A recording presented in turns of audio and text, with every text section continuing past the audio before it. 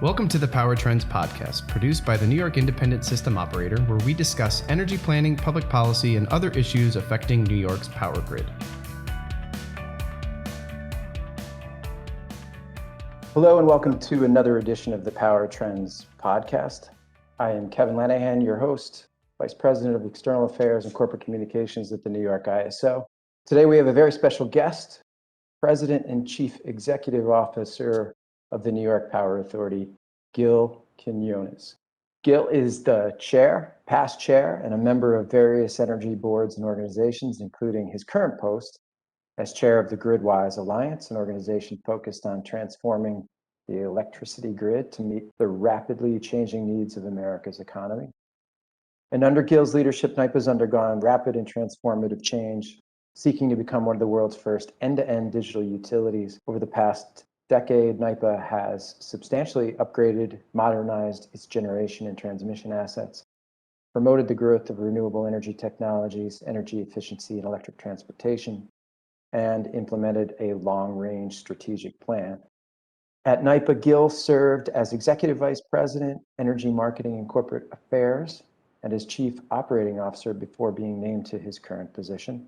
He came to NYPA in 2007, after 4 years at the New York City Economic Development Corporation, where he was Senior Vice President and the Principal Energy Advisor to Mayor Michael Bloomberg.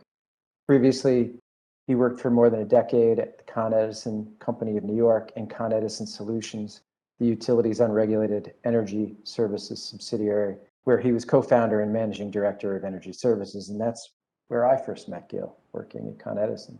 Gil has served as President and Chief Executive Officer of the New York Power Authority, the nation's largest state-owned electric utility since 2011. And NYPA, which is celebrating its 90th anniversary this year, operates 16 generating facilities, 1,400 miles of transmission. More than 80% of the electricity NYPA produces is clean, renewable hydro.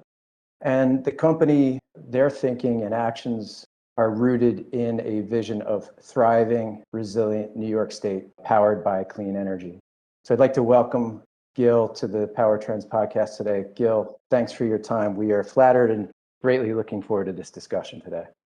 Thank you for having me, Kevin. So let's get right to the issues of the day. And I think it might be helpful to start with NYPA's transformation under your leadership. We hear a lot about the grid and transition these days, but the New York Power Authority, under your leadership, arguably a first mover in this regard.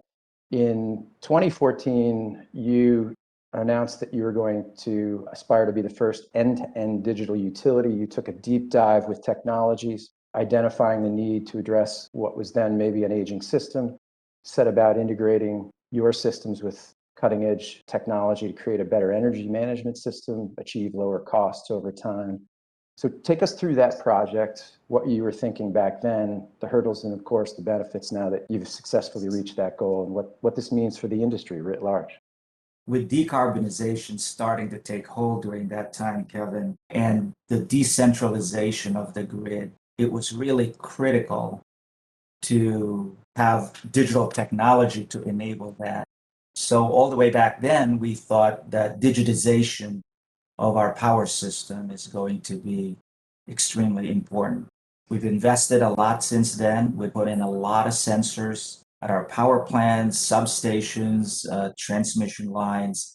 We are currently building a fiber optic backbone on top of our transmission system to serve as our communications backbone system so that we can bring all that data to our integrated smart operations center in White Plains and be able to analyze the data to optimize our operations and also to make sure that we are putting appropriate investments in our power plants and in our transmission system to make sure that it's not only in a state of good repair, but it is optimized in its day-to-day operation. So we've been along this journey, this digital transformation journey. It's already showed great returns, not just economic, but also reliability and safety. Gil, if you can describe for us, I mean, you talked about the data collection, how that informs the reliability of the system, but also at the same time, taking that data and incorporating it into a way of establishing more renewables on the system. Those communication systems need to talk to one another. And of course, the reliability has to be balanced with the amount of renewables. So, what does this mean for the rest of the system in New York and the challenges and goals set forth by the CLCPA, which we've talked a lot about on this program with other guests? It's important to have visibility on the status of our power system as we start integrating more and more intermittent resources, storage over time, electric vehicles, and other types of distributed energy resources, connected buildings.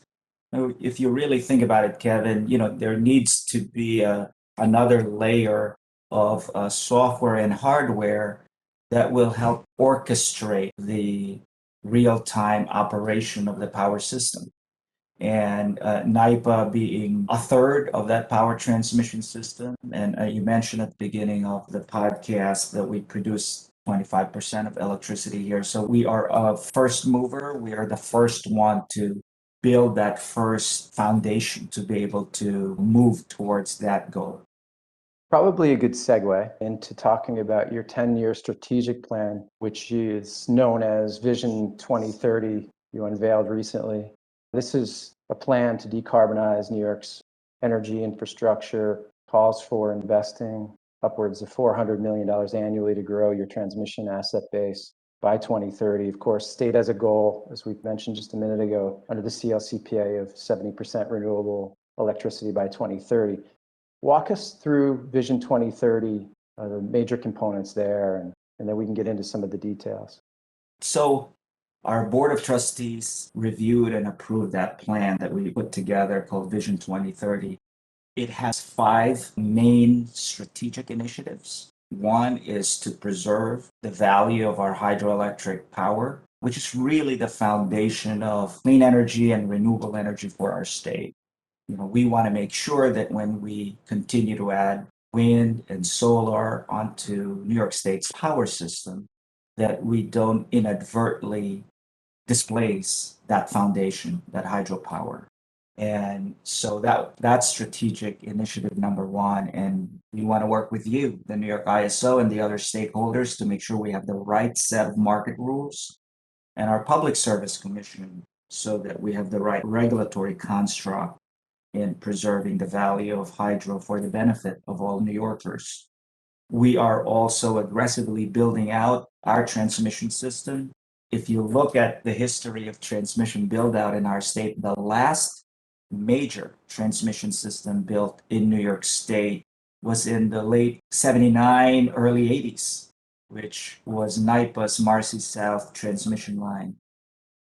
Today, our state is building 5 major transmission lines upstate, 3 of which NYPA is building either alone or with a partner.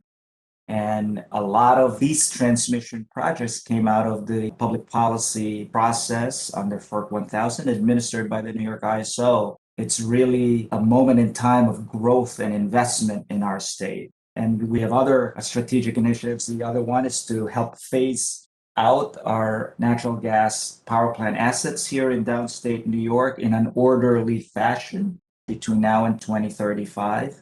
We're working very closely with the Environmental Justice Group and a coalition here called Peak Coalition on that. We want to help our customers, our 4th strategic initiative, decarbonize their own operations. A lot of government buildings, economic development customers, process industries, manufacturing plants across the state, and the 51 municipal and rural cooperative systems that we supply electricity to all across New York State. And lastly, probably not as much known by the audience of this podcast, but NYPA also is the proud owner and operator of the New York State canals, 523 miles of canals, and we're in the process of reimagining that canals for the benefit of all New Yorkers, especially the canal communities. Yeah, you're right, Gil. I don't know if everybody realizes that focus by NYPA on the canals, but I certainly have. When I was in college, I actually worked on one of those locks, and so it's near and dear to my heart and couldn't be more interested and happy that you guys are making those investments.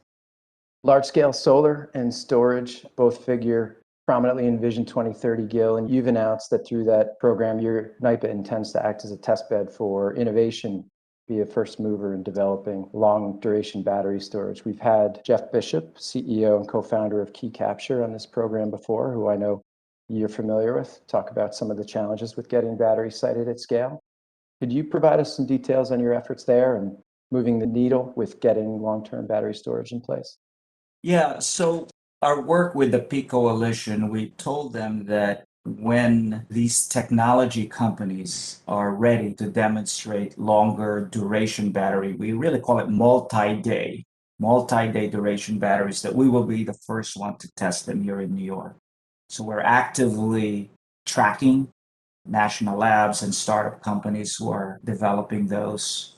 In the meantime, we're going to try and install current technology, lithium-ion battery technologies, in tandem with our peaker plants here in New York City, so that we can reduce the amount of hours where those peakers are going to be burning natural gas. So that's the first step. And then we're going to look at longer duration battery. The other thing that we're doing is we're testing different chemistries. So we are testing a battery, zinc air chemistry. It will be installed in the University of Buffalo, SUNY. So we're excited to test that. We're trying to test some thermal storage with an Israeli company in our combined cycle plant, natural gas combined cycle plant in Astoria. So as you mentioned, NYPA, our role is to try things out first and see whether they work. And if they work, then we can share the findings with the other utilities and the other generators in our state, so that they can also adopt those technologies. You've mentioned the Peak Coalition a couple of times, and certainly this is another, if you will, first mover, in my opinion. You've signed an agreement with that coalition, and for those that aren't familiar, a group of environmental justice organizations to study, as you put it, to ways to replace or reduce emissions from your gas-fired peaker plant sites. Explain to us how the agreement came to be. There's a significant focus in New York State on environmental justice issues the last few years, more so than previously. And of course, the Biden administration has placed a significant focus on incorporating the EJ community into policy decisions, more so than we've seen in quite some time. So I think it'd be interesting for folks to understand how these discussions began and where they're headed, that work that you're doing so closely with that community. So the agreement with the Peak Coalition really started from a long-standing relationship that we've had with the environmental justice communities here in the New York City metropolitan area. We have a lot of programs with them over the years, especially in areas close to where our facilities are located. So we agreed to study how to orderly transition our natural gas power plants to low or zero carbon technologies and resources by 2035, which is 5 years ahead of the CLCPA goal of carbon-free electricity. And to me, the best feature of that agreement is that we are doing this in a very scientific, fact-based analysis, working with Con Edison and working with the experts at the New York ISO. And it's been progressing really, really well. We're going to be looking at technologies such as storage, both short duration and longer multi-day duration storage when that becomes available. We're going to be looking at green hydrogen as a potential fuel. And so those are the kind of technologies that we will be exploring. Some of the plants over time, at the end of their lives, may be retired. But again, this is a long process, but it's a cooperative process that we have. And I believe that it can be a model, not only for other jurisdictions in New York, but beyond New York State. And Gil, you mentioned a significant focus at the top of our discussion on transmission, recent number of projects that you initiated. Let's talk about a couple of those. Just recently, our CEO, Rich Dewey, joined you in the electrification of a piece of what we refer to colloquially here as the AC transmission project. Large portion of the Central East Energy Connect that was in the making for some time. So if you will, just it's a partnership with LS Power that you have. If you can just describe that project for us, what you see it means, and then Maybe you can just run through some of those other projects. I know the Smart Path Connect project is another one that's making some significant progress, and where NYPA's focus is on these projects. Let me begin with the first project that we really started a couple of years ago called Smart Path, which is a work on our, what we also call Moses Adirondack transmission lines from Messina to the Adirondacks, 86 miles. So we are increasing the voltage of that line using monopole towers, so more resistant to severe weather events. So that's one project that's well underway. We're working with your team, make sure we have the necessary outages so that we can work on the system. The other project is what you mentioned, Central East Energy Connect. It's a project from your AC proceeding process at the New York ISO. It's one of the two projects that won in that RFP. We just energized the first segment, and Rich Dewey was kind enough to participate in that, along with Paul Siegel of LS Power. And we're now well on our way working on the second segment. And that's going to be a big benefit to all New Yorkers because it will really allow more power from upstate, generated mostly from clean energy, hydro and nuke, to downstate load centers. And the third project, Smart Path Connect, which completes the Smart Path project that I mentioned before. It will connect it from the border of Vermont all the way to Messina, east to west, and then from the Adirondacks to Utica. That really completes that energy highway from the North Country all the way to the Mohawk Valley. So all three projects will be significantly beneficial and transformative for our state, enabling cleaner power from upstate to be transferred to the load centers of our state in Southeast New York. You mentioned the energy highway, and I remember you standing on the stage in Columbia University. Think about how long ago that was and your vision then of creating that highway. And here we are making significant progress, things being actually energized. I asked you to reflect on that, give us your thoughts on how far we've come here. But I also want to get your take on offshore wind, which is another significant focus and playing an increasingly important role in not just the state's goals with regard to renewables, but now the nation's. And NYPA has a big role to play here. If you could just outline for us your focus with regard to offshore wind, the role that NYPA might play in your vision there. Let me start with offshore wind. We have a goal in our state to build 9 gigawatts of offshore wind by 2035. NYPA has been participating in that process by partnering with the bidders to the NYSERDA RFPs.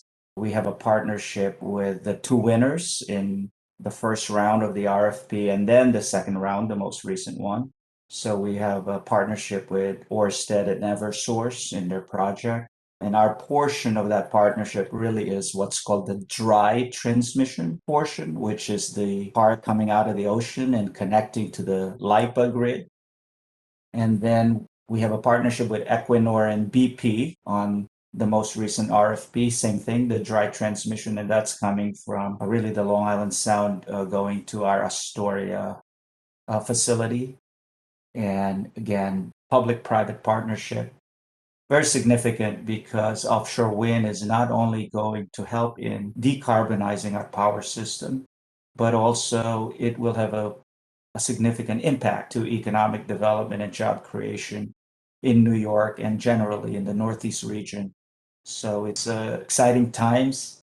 You talk about the Energy Highway Blueprint, which I co-chaired with then DEC Commissioner Joe Martens. It's good to see that those projects are happening, beginning with the ones that the New York ISO administered, the AC proceedings. So the project that we have with LS Power and the project of Transco, New York Transco, which is a joint venture of the investor-owned utilities here in New York. So that, and then of course, let's not forget the project in Western New York, which also the New York ISO was very instrumental in conducting this solicitation. That project was awarded to NextEra. And that's a very important project for NYPA because it allows our Niagara Power Project, the largest hydroelectric power project east of the Mississippi, to be able to pump its power onto the grid enabled by that project. So just again, thinking that the last major project was built in 1979 and early 80s to now where we have 5 simultaneous projects going on, plus offshore wind, plus additional solicitations, tier 4 from NYSERDA, and I know the ISO is contemplating very soon another public policy transmission RFP for Southeast New York. It's just amazing. And so you asked me to reflect. It's just amazing that everything is happening and the stars are aligned for more transmission built out in our state. It is, and congratulations are certainly in order to you. I don't think anybody could have imagined this amount of progress just even a few years ago. But we have had Zach Smith, our Vice President of Planning, on this program before to talk about some of these projects from, as you have outlined, the NYISO perspective here and public policy transmission proceeding process. And I know he's excited, and especially with Western New York, that further unbottling of all those clean electrons, really significant. So thank you there. Shift a bit to another issue of the day that gets a lot of national focus, unfortunately, but it is a very important issue, cybersecurity. And as the grid's transformed and cyber concerns and actions to protect the system become more challenging, we're going to have to invest more time, more money on protecting that system. NYPAs led the way here too. You have recently announced a partnership with a company called IronNet, and I'd ask you to tell us a little bit more about that project and your efforts on the cybersecurity front.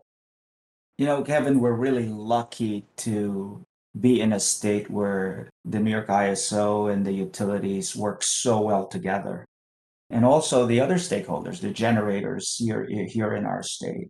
Cybersecurity is an emerging threat. Making our grid more digital creates a bigger threat surface for our adversaries. And so collective defense and collective response are necessary. You can't really, NYPA can't defend itself alone.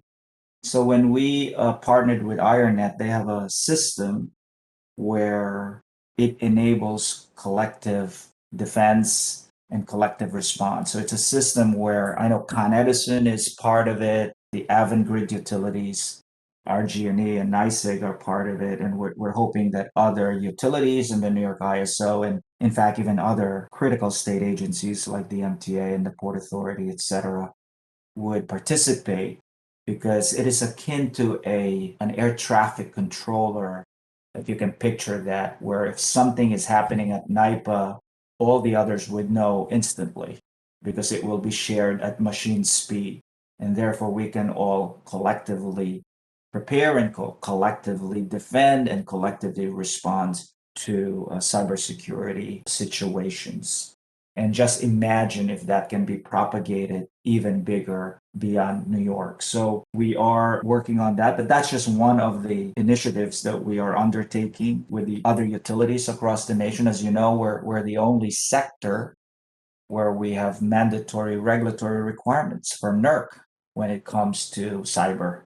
And so we are working in this area as the threat evolves over time. It requires partnership amongst us here in New York, utilities and generators and state government agencies and authorities, but it really also requires a good partnership with the federal government.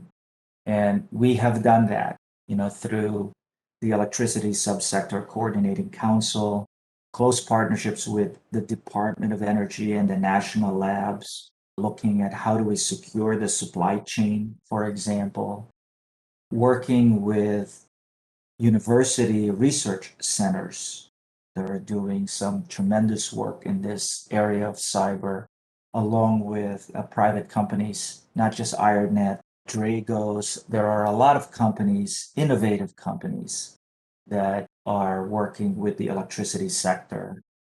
Electricity is akin to the oxygen of the economy. When there's no electricity, the economy practically stops. And so collective defense, collective response, cooperation between public and private entities at the federal, at the state level is extremely important. And the partnership that we have with the New York ISO. I know you convene all of us here in New York State to address cyber on an ongoing basis. That is very, very helpful. And I hope that we continue that going forward. And of course, I know you and the other CEOs of transmission owners are very closely aligned with the Edison Electric Institute and the Electric Subsector Security Council to address those issues in a federal level. And we appreciate your work there. I have to ask about NYPA's efforts in Puerto Rico, Gil. I mean, Hurricane Maria is in our rearview mirror, but not too far away. And the extreme weather we're seeing these days around the nation brings to mind the threat that weather has on the system. And your efforts there were absolutely incredible. And you were deeply involved in the rebuilding of the electric system from the ground up. So if you can just give us some color as to what that experience was like and what some of the takeaways were, and looking back to that experience, what we might have learned. Yeah, when Hurricane Maria landed in Puerto Rico in September of 2017, we were the first state that landed the airport there in San Juan. Our governor took us to help. Puerto Ricans are part of the New York family. And when a family member needs help, we go and help. We don't wait for them to ask for our help. And that's what we did there. NYPA's employees did the initial damage assessment of about 350 substations all over the island, including the sub-islands of Vieques and Culebra. We then, in November of 2017, sent about 450 line workers from the various utilities here in New York and about 350 utility trucks, to help in the restoration of Metro San Juan, which is the center of government, the population center, which was a very critical part of the restoration. Other utilities from the US mainland then came in about January of the following year, 2018, and started the full restoration of the entire island that lasted all the way to about May of 2018. After all of the utility workers came home, NYPA stayed behind because we needed to help RAPA, the utility on the island, get back on their feet. There were some earthquakes. Other challenges happened since then, all the way to now, where they have a new operator of their TMD system, similar to the arrangement that we have here with LIPA. LIPA is operated by PSE&G Long Island. PREPA's TMD system now is being operated by a third-party company from the U.S. mainland called Luma. And so, it's a lot of lessons learned in terms of resiliency and reliability. But I think the more important lesson is that, especially for our workers, was that it was a humanitarian effort. That's been an unbelievable experience, especially for our workers, who many of them have not really traveled a lot outside the US mainland. And, to be able to go there, and the amount of appreciation by the citizens of Puerto Rico, especially up in the rural areas, up in the mountains, etc. Just unbelievable experience. Hopefully they can get the necessary funding and that they spend that money in the right projects over there. But it's still a long, long way to go before they can be as reliable as our system here in New York. I know we complain a lot here when there are storms, but we don't have an 8-month power restoration process. And there was one point when we had our full force there, when you drove in San Juan and you make every turn, you would see a Con Edison truck or a National Grid truck. You would think you were in Manhattan. It was unbelievable. They did a fantastic job. And the people of Puerto Rico are very appreciative of the assistance that we provided and that we continue to provide. Yeah, just a massive effort with all sorts of twists and turns, just when you thought the challenge couldn't get higher, as you were outlining. And I'll share with you that we had some Puerto Rican island folks that hailed from Puerto Rico working at the New York ISO when that was happening. To see their heartbreak was difficult, but understanding the work that was going on the island to restore the system gave them some hope that eventually they were going to get some communications back home with loved ones. So Again, thanks for your work there. Another recent challenge, of course, has been the COVID-19 response. And if you can, take us back to what was happening with the company when the outbreak first happened, what you were seeing, how you managed your business with continuity and the pandemic response plans, of course. It should be noted that you led the effort in coordinating power plants across the state on a mutual assistance agreement in New York, and that you can give us some details on what that mutual agreement achieved and why it was so important. Well, interestingly, NYPA, we have employees all over the world at any point in time because of the equipment that we purchase. And we do a lot of quality control and factory acceptance testing work. So it's not unusual that we have maybe 5 to a dozen employees who are in Europe or in Asia. And in January of last year, our employees started to tell us something was amiss, especially those who were in Asia. So we took them back here as quickly as we can, debriefed them, and we started standing up our incident command structure and dusting off our pandemic plan actually in February, before the lockdown in March. And then when the lockdown occurred here in our state, there were talks that the infection rate could be as high as 70%. And we were scared. And so the first thing we did was we said, well, we need to help each other. So we called all the generators with your help, the New York ISO and the Department of Public Service, and said, well, let's craft an agreement now so that if we need to exchange parts or fuel or PPEs and even experts, personnel to help run each other's power plants, let's do that now. We also extended that mutual assistance agreement with our Canadian partners, Ontario Power Generation and Hydro-Quebec, because they have hydro power plants that are similar to ours. At the same time, in parallel, I was in weekly calls with the CEOs of the investor-owned utilities and NYPA, PSE&G Long Island during that time to do the same thing. We have existing mutual assistance agreement, and so we want to make sure that we have the same situational awareness and that we are ready to help each other if needed on a near real-time basis. Again, reflecting back, we are fortunate to be in a state where the utilities and the generators work very closely with each other. Of course, the New York ISO is right at the center of that, since you guys orchestrate our power grid here. So I commend the leadership of Rich Dewey and his team, including you. You and I were in conference calls on a weekly basis during that time, and we got through it. In fact, the New York ISO and NYPA were the first organization that sequestered employees in place. And we did that 30 days at a time to make sure that we can run our power plants and we can run our transmission and control centers. And I commend our workers, especially our IBEW brothers and sisters, because they made the sacrifice of living in RVs, of cooking their own food, doing their own wash and dry for 30 days at a time, 200 of them at NYPA, to make sure that the lights stay on. So I'm very, very proud of not only NYPA and our employees, but of how we all came together: utilities, generators, leadership, and all the way to the frontline workers. Frontline workers truly are part of the heroes during that entire ordeal. Yeah, agreed. It's an incredible story, really, and hopefully we stay on the same positive trajectory that we are now with the infection rates in the state. But coming out of that, it was clear how the industry can pull together, as you put it, ahead of when we really saw things getting bad, and prepare so that we can serve all New Yorkers. Gil, this has been a terrific discussion. We've covered a lot of territory, and that's because you and the organization there have been involved in so much.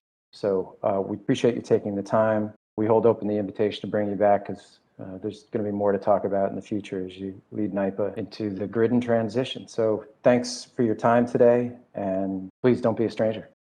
Thank you very much, Kevin, and thank you to you, the New York ISO, for the partnership. Thank you for running our grid in a very reliable way, running the wholesale markets, and doing all the necessary planning that is greatly needed by our state, especially as we go through this grid in transition. So thank you again for having me. I appreciate it. Our pleasure. Gil Quiniones, President and CEO of the New York Power Authority. Thanks very much. Thank you for joining us. As a reminder, the New York Independent System Operator, NYISO for short, is responsible for reliably managing New York's power grid and energy markets and providing independent data to policymakers and the public. For more independent info, please visit the NYISO blog at www.nyiso.com/blog.